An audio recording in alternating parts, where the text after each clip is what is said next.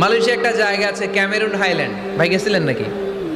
৬,০০০ fit উপরে, ঠান্ডা, প্রচন্ড ঠান্ডা। আমি প্রায়ই যাই, ওখানকার চা বাগানের স্নিগ্ধ হাওয়া আমাকে টানে খুব, বাতাসটা খুবই ক্লিন, ভাল লাগে। ওই ক্যামেরুন হাইল্যান্ডে ৬,০০০ ফিট উপরে ওরা করেছে ফুলের বাগান, ফলের বাগান, চায়ের বাগান, স্ট্রবেরির বাগান, মধুর চাষ করে।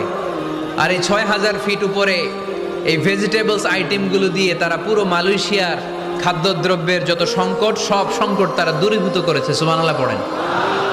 তো ওনারা পাহাড়ের উপর চাষ করে, আর আমরা সমতল জায়গায় চাষ করতে চাই না। চাষাবাদ করতে আমাদের লজ্জা লাগে। কি লাগে?